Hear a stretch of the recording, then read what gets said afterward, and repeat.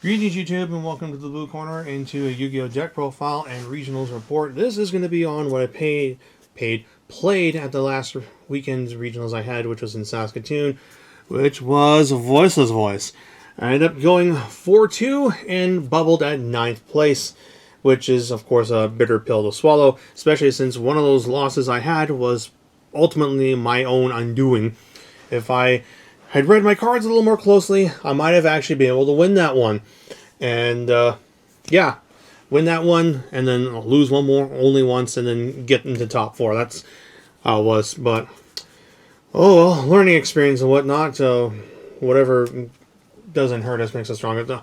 I was pretty sore about it for a couple of days, I'm not going to lie. Like, I've bubbled before, but this closely is a new level of just frustration, but the fact I almost got there with my first try with Voiceless Voice is pretty cool, though. Like, I know it was a little bit naive of me to think, oh, I'll just play this deck for the first time in the regionals and then just magically get the top. But, like, Voiceless Voice isn't a particularly complex deck to play, and its playstyle is reminiscent to that of Swordsoul and Necros, decks I have played before in the past, so I knew I could at least get some decent results with this, so yeah, we'll just go over the deck profile, and I'll also do a brief summary of how things went. I will give a shout out to Dudraw, who did a profile of my deck at the regionals, where I was, let's just say, a bit on the tired side and battling a headache. Actually, truth be told, so like I'm kind of like all over the place in the video. I didn't realize just the difference between doing this with the option of doing retakes if I don't like how it turns out, and trying to do a one shot.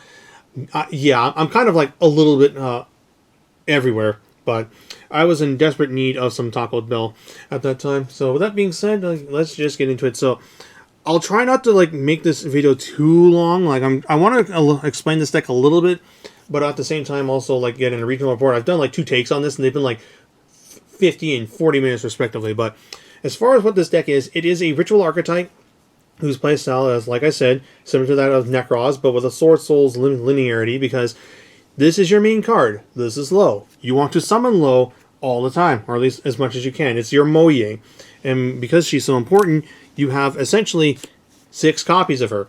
Low, on summon, places a Voiceless Voice continuous spell trap from the deck, and then it also counts as the full tribute for Light Warrior or Dragon ritual summons. And if you ritual summon if you special summon a Light Warrior Dragon ritual monster, she resurrects herself from the graveyard, which is very important because your main boss monster needs low on the field in order to be an Omni Negate. And because of that, we play Diviner to send this Trias Hierarchia, who, when it tributes Diviner for its effect, summons itself as tributes for cost to summon itself. Diviner triggers, summons low. So you have 6 starters. And then the cards that you search off of low are Barrier of the Voiceless Voice and Radiance of the Voiceless Voice. This is a once per turn, either you can shuffle back a ritual spell from hand or graveyard to search or special summon a Voiceless Voice monster, which is good for getting the old man out, or it's a Swordsoul Blackout. Targets cards your opponent controls up to the number of ritual monsters you control and destroys them in this card. It is unfortunate that it destroys itself, as having this use its other effect is really good in grindy games. But you don't want to play multiples because it's too bricky. But thankfully, the next set, Legacy Destruction, gives us a card that allows us to come back to hand, which is very nice. And Barrier is one of your strongest cards by far.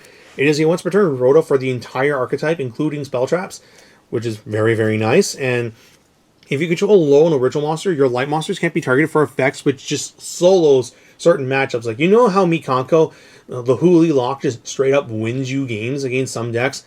That's this. Admittedly, this can be targeted, so you'll have to save your protection effects for this, or just have multiples of it in play. But yeah, if you're able to stick a low Skull Guardian this out, some matchups you just straight up win. Also, it has an effect where if you control low in a Skull Guardian, your opponent cannot attack monsters except ritual monsters, including your 4100 Omni Negate. Then for other engine cards that are not rituals, 3 copies of Saphira, as well as, hang on, let's get the 3rd copy of Saphira, and then 1 copy of Old Man Service. Old Man Service can special summon itself from hand by shuffling back 2 spells from your hand or graveyard, but one of them has to be a ritual spell. And then if your opponent activates a monster effect, you can bounce them to hand and special summon a Light Dragon Warrior or Ritual monster from your hand or deck but it gets shuffled back into the deck during the end phase of the next turn. So this can cheat out Original Saurus, Skull Guardian, Odd Eyes Pendulum Graph Dragon, and any Light Warrior Dragon Ritual monster that gets printed in the future.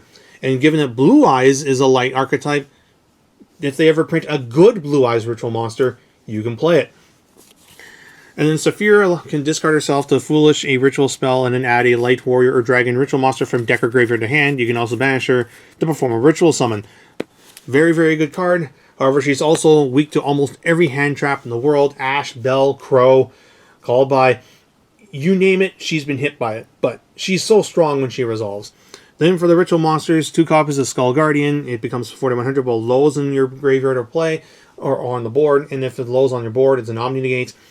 Also, if it's ritual summoned, you can add a Warrior or Dragon Ritual monster from deck to hand. So, not just lights, which means you can play some neat little hybrids like Necros, because this can search Brionac or Trishula or Colossus. Then 2 copies of Saurus. Discard itself to negate a targeting effect on one of your monsters and destroy it. Also, if it's on the board, when your opponent would inherently special summon a monster, returns the hand to negate and banish that summon, which is really good for stopping things like Diabellstar, SP Little Knight, things that your opponent would summon in order to try and out your board. The end board of this deck is deceptively simple looking, but it's also very powerful because whereas Fire King and Fire decks just have a whole bunch of interactions like pop this, pop that, you just have like hard effects. You have an Omni Negate, you have a Summon Negate, you have Protection, and you have sometimes the ability to pop multiple cards. Writing out the engine, 2 copies of the ritual spell Prayers. It's a generic ritual spell for light ritual monster summons, but you have to tribute lights for it. You can at least over-tribute, so Nibiru can be tributed. Also, if it's in the graveyard and your light ritual monster leaves the field by your opponent's card effect, you can banish it to special summon Saurus, Saphira, the Queen of Dragons, or the new Skull Guardian from your deck, ignoring summoning conditions, which means it names the ritual monsters on the ritual spell, therefore, pre-prep can be played. And pre-prep is a very powerful card if you're able to play in your deck. It searches the ritual monster, the ritual spell, and the monster from your graveyard. I wish this could search ritual spells from graveyard, because sometimes you can end with both prayers in the grave, but you'll have to use the trap to shuffle one back. But yeah, very good card. It's also probably the biggest bait for hand traps, and yeah, like a lot of Voiceless players will use this to try and bait the Ash or the Bell to secure their plays to go through. I've done it a couple times. It's also a means to play through Droll. As long as you've opened with Low already, Low plus this can get you through Droll. Because what you do is you search your Saurus, not your Saurus, you search Prayer and Skull Guardian off of this. They Droll. You then just activate the ritual spell, tributes Low to special summon Skull Guardian. Low come back to, or you just normal summon the Low actually and place the barrier or the radiance down. And then you just ritual summon Skull Guardian, bring back Low. You got your board under Droll. It's kind of also, you can also kind of play through Shifter as well that way. Shifter is annoying for this deck, like more so than Droll, but there are hands that can play through Shifter. And then that is it for Engine. So pretty decent size. So like you can play a good amount of non-engine. And that's what I'm doing. I'm playing hand traps, not Super Poly, because I feel like Super Poly is a bit of a bait. At least that's what I thought. Post-event, though, I'm reconsidering it. I don't think Super Poly is nearly as cracked as people thought it was in the beginning, as most good Fire players don't really play into it, but it has merits. For hand traps, I played Nibiru, which was alright when paired with other hand traps. It by itself doesn't do a whole lot against Fire. They can play through. They just summon Princess, pop your Nibiru, and go from there. Droll, I played it thinking it would be really great. It was super underwhelming. Fire doesn't really give two shits about it. This deck can play through it in some hands. I'm going to side deck this, truth be told. Ash was good. It can backfire, but I think I'm still willing to take that risk, because one of the things I've learned is that negating Snake Eyes Ash is really, really good, and very important to trying to beat the Fire matchup. As long as you can stop them from getting the Poplar, you've got a chance. So I played Impermanence for that same reason. I kind of want to play Valor in here, but there are just other cards I want to play first. And then 3 Prosperity and Call By. Call By is just great this format. You're hitting hand traps, you're hitting Fire Engine cards. not much for me to say. In Prosperity, we have it at 3. Japan doesn't. So obviously, if I can play multiples, I'm going to play multiples. Don't play Extravagance. It's just not worth it right now in this deck. The draw 2 is nice, but like you need to dig. Like I legit had a game where I went Prosperity for 6, and I saw my lowest a 6 card and grabbed that and went from there. So like, play this for the time being. It's just so much better than Prosperity. And if people are saying, well, this deck is only an Extravagance deck, well, then they have never actually played this deck before. Extra deck. I played 2 copies of Dynamondo. I only went to it a couple times. I did do the play where you Dynamondo, and then you, on their turn, tribute it to summon back Skull Guardian, and then Skull Guardian gets low, and then low gets barrier. So that's like your ideal full combo, but it's also super risky and easily punished by Bell, Call by Crow, Bestials. And truth be told, I don't think I'll really do that play a whole lot unless I am for sure certain if they don't have an answer to it. Because like if they punish that play, it just sucks so much. His other effect though is good. You summon it to target a ritual monster on your graveyard and a card on the field and shuffle them away. Like it's a Nightmare Unicorn for the archetype that also puts back combo pieces into the deck. So that's why I'm playing multiples. I also wanted just things to banish for my Prosperity. Big monsters, so Underworld Goddess, access code.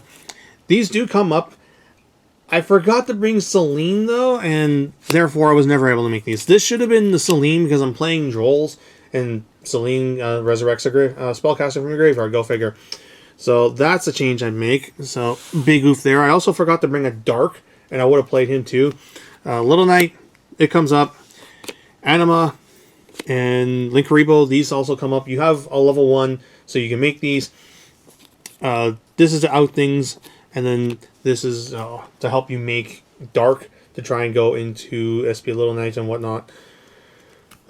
Speaking of stuff, so Almirage to help make Kita, as well as Lina.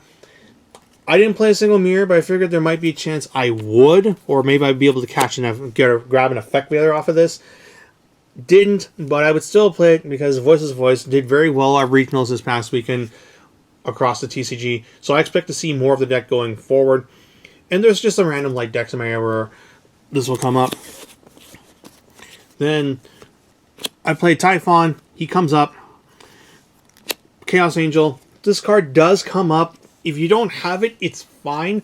You'll just have to play a different Link 2 in here. I wish I played the Condemned Dark Lord. I'm not going to lie, as that is a time card.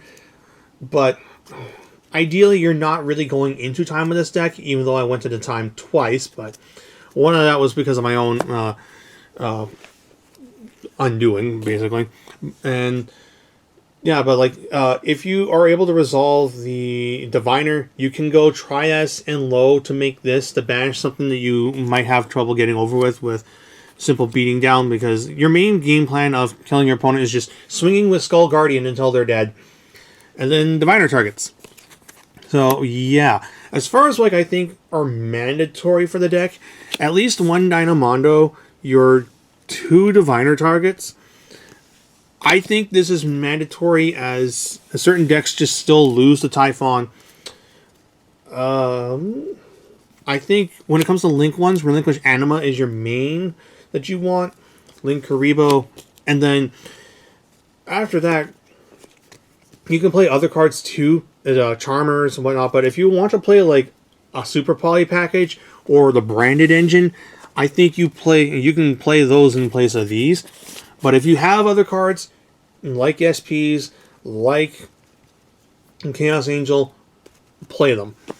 So then moving on to the side, 2 copies of Triple Tactics Talent. These were in the main deck until the night before. I was going to originally do 42, like this list, plus this in the main, but I thought 42 cards would lead to bricking, so I cut out cards on the side in order to fit into Triple Tactics. And, excuse me. But, yeah, I probably should have just cut a Product Prosperity and played 2 of these in the main instead, as I did brick on double pre-preparation of rights. I bricked on double pre-preps a couple times, and it ultimately lost me 2 games because one pre-prep got negated, and the other one sat in my hand. It did nothing until I got killed the next turn. And since we have 3 pots at the moment, you can get away with just playing 1 less pre-prep and playing 3 of these to try and dig. Because quite a bit, talents would have been live for me. I played Odd Eyes Pendulum Graph Dragon. Shoutouts to my friend Cobble Nation for cursing me to pull 5 of these from my Difo packs. One from my sneak peek, 1 from a box, 1 from my sneak peek entry for the Difo regionals, and then 2 more from random Walmart packs. Thank you very much, my good friend. But also, fuck you. God damn it. But anyway, yeah, this is a deck where Pendulum Graph is actually good in, as it's a light ritual dragon monster, so you can search it with Saphira, you can summon it with Saravis, you can put it on the board, it's a spell negate, it's also a time card, kinda. When your opponent summons from the extra deck while this is in play, they take 300 damage, and its negate effect puts them in the scale, and the scale effect's actually good, because it can return a hand at the end of the turn to add a ritual spell from your deck or graveyard to hand. Comes up. It also can summon like an Odd Eyes monster from your extra deck, but I don't have the Xyz monsters, which are the good ones. I didn't think the Synchro one would have been that great. And before anyone asks, Odd Eyes Vortex Dragon misses timing when it's summoned off of this card. So no, you cannot use this to negate a card and then summon Odd Eyes Vortex Dragon and then bounce a monster. It doesn't work. Vortex is a when you can. That's come up a couple times, and like a friend asked me, could I do that? I was like, no, that misses timing. Then it's like, no, but his friend insists you can. It doesn't work. I ended up asking the Discord. I got like 5 different people telling me, no, it doesn't work that way. 3 copies of Cosmic Cyclone. This card is fantastic, this format. Truth be told, I kind of want to main deck it, because it hits a lot of things, like Snake Eyes shit in the back row, Poplar, Flamberge Dragon targets. You can hit the Fire King field spell to just nuke their board. You can hit Barrier in the Mirror. There's just a lot of random decks that this is really good. Like, even Cashier. I will definitely Cosmic Cyclone a Cashier Birth the moment I see it, because fuck that card. How is it still at 3? Ghost Bell. This should have been in here over the Joels, because this does way more against fire than Joel does. It stops Snake Eyes Flamberge Dragon's Revival effect, which is a key factor to trying to win that, because Flamberge allows them to grind. You can also stop, what's its name? Bonfire Princess, from Promethean Princess. You can stop her from coming out. It stops things in the mirror, stops things against other decks. Ghost Bell is just good, and yeah, I'll play it in the future. For going first cards, I play really only 3. Like, you already have a good amount of going first engine, so you don't need a whole lot more for when you're going first. It's just summon limit to hit the decks that it hurts. You could play Anti-Spell. I don't think it's as good as Summon Limit. Summon Limit just hurts a lot of decks way harder, and you can play under Summon Limit pretty well.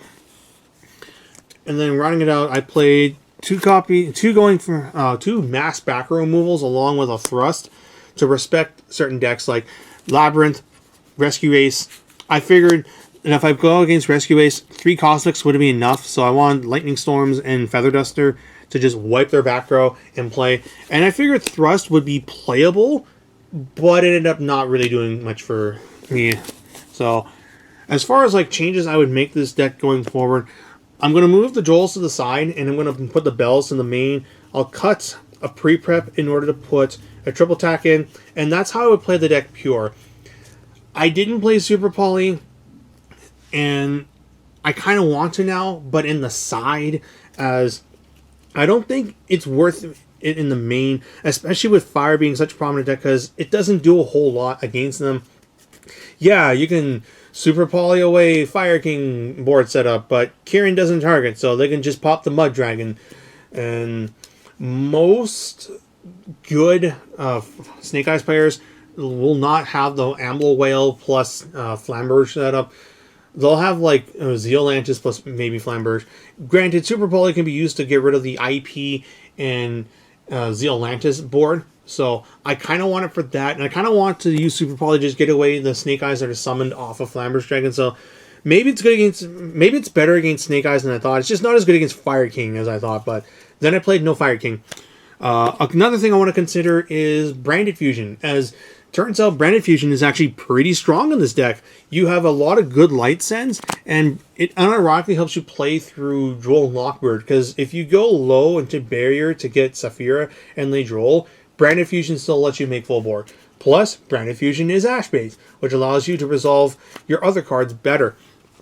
So that's it for the deck itself. As far as how the tournament went, yeah, I went 4-2 after Swiss.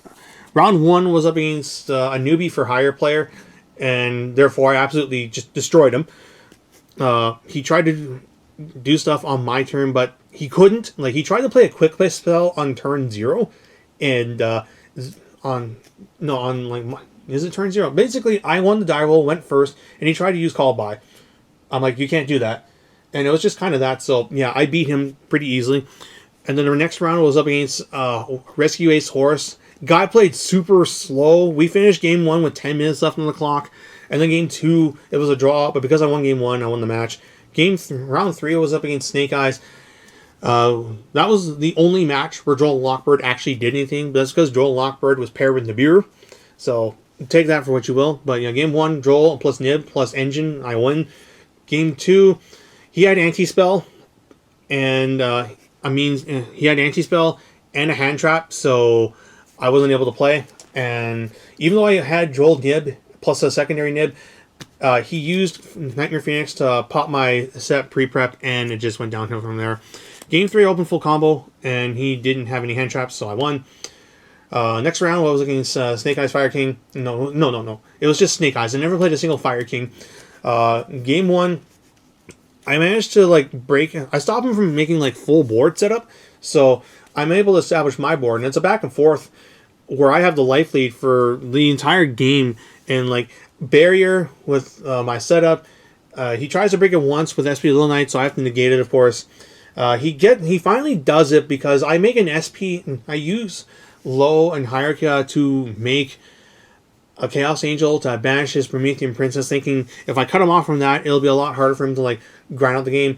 He eventually makes a Dark, and for some reason, I thought Chaos Angel only triggers on Synchro Summon, not Special Summon, so I let him Dark take my Chaos Angel, which banishes my Barrier, and then he just completely breaks my board, and I have to scoop because time is coming up. Game 2, I set up full board, but time gets called going in his turn, and he hasn't summoned from the extra deck yet, so he doesn't take any burn. I lose because of the game 1 loss, and it's a draw. The next round, I'm up against Therion ABC. I win the die roll, go first, set up full board, and he doesn't have enough in his hand to break my board, and I win. Game 2, he gets full combo off. He opens with Coliseum, so he's able to get a Regulus. Therefore, the Nib in my hand is completely dead. And he gets Apollosa up as well alongside a Baronne and I think an ABC Dragon Buster. It's a pretty strong board. My hand can break it in theory because I have pre-prep, triple attack, and I start playing, but then he flips up Skill Drain to my Ritual Summon. I'm like, oh, well, that just completely beats me because Skull Guardian is 2050 under Skill Drain, and that's smaller than anything that he puts out. So, scoop that up. Game 3, I go first, set up full combo again, but I also have Cosmic Cyclone. So when I pass to him and he activates Coliseum, I Cosmic it, and he's like, oh.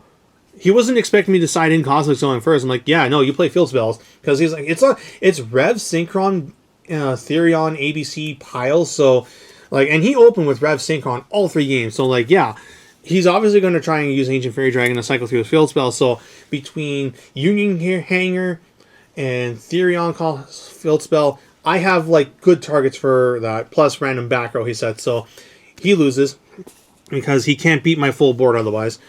Then the last round is up against Snake Eyes Pure once again, and I win the die roll, but he's got 2 strong hand traps to beat my hand, because I go pre-prep, and he ashes it, and no, what was it? No, I go Prosperity for 6, Ash, I call by the Ash, he's got Ghost Spell, I'm like, oh, main Ghost Spell, okay, so I lose that one pretty quickly. Game 2, I go full combo. He has Dropless, but he can't fully break my board, so we go to Game 3. Game 3, he bricks and sets 2 pass. I kind of brick 2, but I've got Prosperity. No, I've got Pre-Prep, Saphira, and Barrier, so it's playable, except the Pre-Prep gets hit by Ash, the Saphira gets hit by Called By, and the Barry gets hit by Cosmic Cyclone, and then he summons Ash on his turn and kills me. So, yeah, that happens.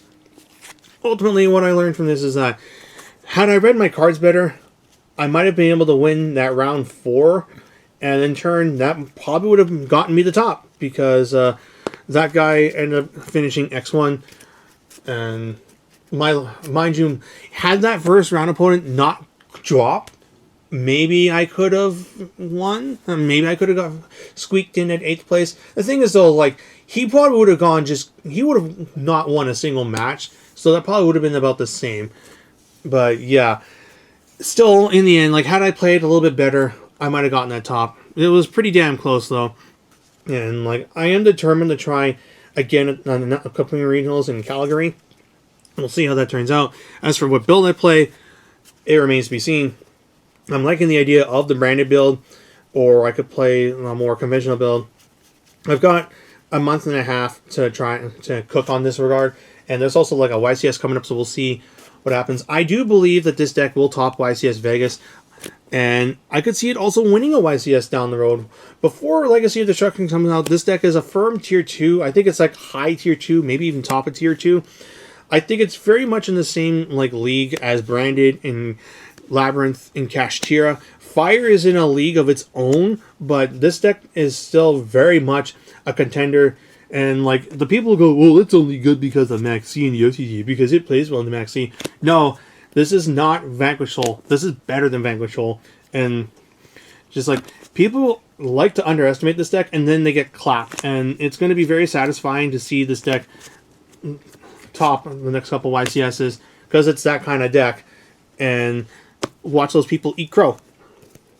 They're like, because it's just like how Mikanko for a while was like, oh, this deck's like the worst of the 3. And yeah, it is, but it's still fucking top like 3 YCSs in a row, and then it won a YCS after Age of Overlord came out. So like, this deck is very much a meta contender, and you need to keep it in your sights when playing at the local and regional level, because it will be present, and you will need to prepare to beat it.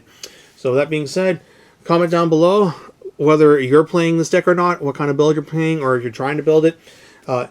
I find it fun. It's a nice change of pace from playing like combo ritual like Mikanko, Drytron, and Megalith for the past while. Because like those decks are like, you want to go first and you want to like go all the way up, blah, blah, blah, blah, and like set up this big board, or in Mikanko's case, do that, or you play the blind second kill version. And this is different. Like, this is a slower pace, mid-rangey. Like, it is 2024 Necros, and I'm glad for that.